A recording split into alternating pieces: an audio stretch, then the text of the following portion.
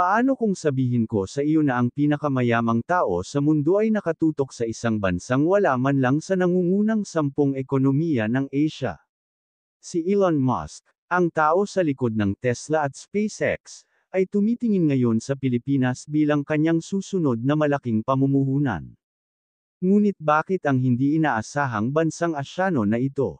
Isipin ang Pilipinas, isang tropikal na paraiso ng mahigit 7,000 isla, na matatagpuan sa sangangdaan ng Southeast Asia. Ito ay isang lugar na mas kilala sa mga beach nito kaysa sa tech scene nito. Kaya bakit biglang interesado si Musk, isang lalaking kasing kahulugan ng mga dekuryenteng sasakyan at mga misyon sa Mars? Mababago kaya ng hakbang na ito hindi lang ang Pilipinas, kundi ang buong teknolohikal na tanawin ng rehiyon? Isipin ang isang bansa na binago ng pananaw ni Musk sa pagbabago at napapanatiling pag-unlad. Ito ay isang matapang na bagong kabanata sa kwento ni Musk, isang pakikipagsapalaran na maaaring muling tukuyin ang isang buong bansa. Ngunit ano ang nakikita ni Musk sa Pilipinas na na-miss ng iba? Sa unang tingin, ang Pilipinas ay maaaring tila isang hindi malamang na target para sa engranding ambisyon ni Elon Musk. Ngunit tumingin ng mas malapit, at makikita mo ang isang lupain na puno ng mga nakatagong kayamanan. Perpektong naaayon sa pananaw ni Musk para sa isang napapanatiling, high-tech na hinaharap. Alam mo ba na ang Pilipinas ay isang global powerhouse sa geothermal energy production? Ang nababagong mapagkukunan na ito, na ginagamit ang natural na init ng Earth. Perpektong umaayon sa misyon ni Musk na ilipat ang mundo sa napapanatiling enerhiya. Ang tanawin ng bulkan ng bansa ay hindi lamang kaakit-akit. Ito ay isang potensyal na gold mine para sa malinis na pagbuo ng kuryente. Pero simula pa lang yan. Sa ilalim ng luntiang lupang Pilipino ay may isa pang premyo, malawak na deposito ng nickel at cobalt. Ang mga ito ay hindi lamang anumang mineral. Sila ang buhay ng revolusyon ng electric vehicle. Ang mga baterya na nagpapagana sa mga kotse ni Tesla ay lubos na umaasa sa mga elementong ito. Sa isang pandaigdigang karera tungo sa napapanatiling transportasyon, ang Pilipinas ay nakaupo sa isang tunay na kapalaran. Ngayon isipin ang pagkonekta sa mga mapagkukunang ito sa mas malawak na pananaw ni Musk. Ang parehong mga mineral na nagpapagana ng mga dekuryenteng sasakyan sa Earth. Mahalaga rin ang mga ito para sa espasyo.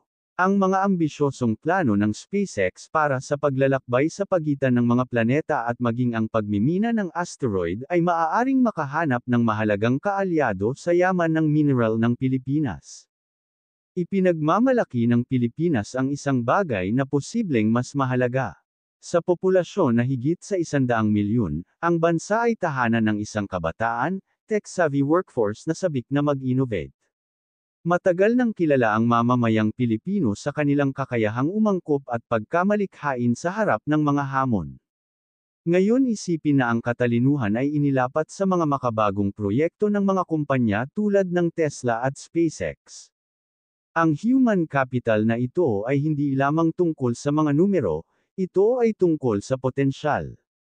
Ang Pilipinas ay may mabilis na lumalagong grupo ng mga inhinyero, programmer, at mga tech na negosyante. Ito ang mga isip na maaaring makatulong sa paghimok ng inobasyon sa mga dekuryenteng sasakyan, renewable energy system, at maging sa teknolohiya sa space. Para sa isang visionary tulad ni Musk, laging nakaabang sa mga sariwang talento at mga bagong ideya. Ang Pilipinas ay kumakatawan sa isang hindi pa nagagamit na bukal ng pagkamalikhain. Isaalang-alang ang mga posibilidad. Ang mga Pilipinong inhinyero ay nakikipagtulungan sa susunod na henerasyon ng mga sistema ng pag-iimbak ng enerhiya ng Tesla na idinisenyo upang mapaglabanan ang madalas na mga bagyo sa bansa. Mga lokal na software developer na gumagawa ng mga application para sa Starlink. Ang proyekto ng satellite internet ni Musk upang ikonekta ang pinakamalayong isla ng kapuluan. Ang mga synergies sa pagitan ng mga pakikipagsapalaran ni Musk at ng mga natatanging hamon at mapagkukunan ng Pilipinas ay nakakaakit. Ngunit ang potensyal ay higit pa sa mga proyekto. Ang potensyal ay higit pa sa mga pagkakataon sa negosyo. Ang interes ni Musk ay maaaring maging sanhi ng pagbabago ng buong teknolohikal na ekosistema ng Pilipinas. Isipin ng isang bansa kung saan ang sustainable energy ay hindi lamang isang layunin, ngunit isang paraan ng pamumuhay. Larawan ng mga lungsod na may mahusay na pampublikong transportasyon na pinapagana ng kuryente. Mga tahanan na tumatakbo sa solar at geothermal na enerhiya. At isang bagong henerasyon ng mga Filipino innovator na inspirasyon ng mga world-class na proyekto sa teknolohiya sa kanilang sariling bakuran. Ito ay hindi lamang tungkol sa kung ano ang maaaring kunin ni Musk mula sa Pilipinas. Tungkol ito sa kung ano ang maitutulong niya sa pagbuo. Ang kanyang mga pamumuhunan ay maaaring magpasiklab ng teknolohikal na renaissance, paglikha ng mga trabaho, pagmamaneho ng paglago ng ekonomiya, at pagpoposisyon sa bansa bilang nangunguna sa tech scene ng Southeast Asia. Para bang si Musk ay natisod sa isang nakatagong treasure trove, na akmang-akma sa kanyang mga dakilang ambisyon. Nag-aalok ang Pilipinas ng kakaibang kombinasyon ng mga likas na yaman, talento ng tao, at potensyal na hindi pa nagagamit. Nalubos na naaayon sa kanyang pananaw para sa isang napapanatiling, high-tech na hinaharap. Bago tayo madala sa mga pananaw ng isang futuristic na Pilipinas, bumalik tayo at tingnan ang mga hamon na maaaring harapin ni Elon Musk sa hindi inaasahang pakikipagsapalaran na ito. Pagkatapos ng lahat, kahit na para sa isang tao na naglunsad ng mga rocket sa kalawakan at binago ang industriya ng sasakyan, ang Pilipinas ay nagpapakita ng kakaibang hanay ng mga balakid.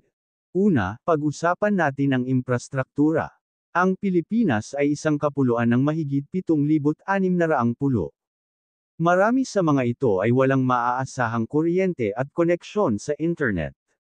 Isipin na sinusubukan mong mag-set up ng isang pabrika ng Tesla, o isang site ng paglulunsad ng SpaceX kapag hindi mo masiguro ang pare-parehong power. Ito ay tulad ng pagsubok na gumawa ng isang sasakyang pag-aalinlangan na may isang kahon ng mga scrap. Mapaghamong kahit para kay Tony Stark, pero di kay Elon Musk. At pagkatapos ay mayroong bureaucracy. Kung sa tingin mo ay mahirap kumuha ng mga permit para sa isang bagong gusali sa iyong bayan, subukang i-navigate ang labyrinth ng mga regulasyon ng gobyerno ng Filipino. Ito ay isang proseso na maaaring maging sanhi ng kahit na ang pinakamatyagang negosyante ay nais na bunutin ang kanilang buhok. Para kay Musk, na kilala sa kanyang mga ambisyosong timeline, ito ay maaaring isang seryosong pagsubok ng pasensya. Ngunit narito ang bagay. Ang mga hamon na ito ay hindi ganap na bago kay Musk. Tandaan noong una niyang iminungkahi ang Hyperloop. In a way, the Philippines is just the latest chapter in his ongoing hero's journey. Ngayon isaalang-alang natin ang mapagkompetensyang tanawin. Ang Pilipinas ay hindi eksaktong birhen na teritoryo. Pagdating sa tech at energy innovation, nagtatag ng mga lokal na kumpanya at panrehiyong manlalaro mula sa mga bansa tulad ng China at Japan. Itinaya na ang kanilang mga claim. Ano ang magiging reaksyon nila sa pagpasok ni Musk? Makikita ba nila siya bilang isang banta o isang potensyal na kasosyo? Ito ay tulad ng isang mataas na pusta na laro ng chess, na may Musk na gumawa ng isang matapang na paglipat sa hindi pamilyar na teritoryo. Sa lahat ng mga hadlang na ito sa kanyang landas, baka nagtataka ka, masyado bang ambisyoso ang vision ni Musk para sa Pilipinas? Nakagat na ba ng higit sa kaya niyang ngumunguya ang taong gustong sakupin ang Mars?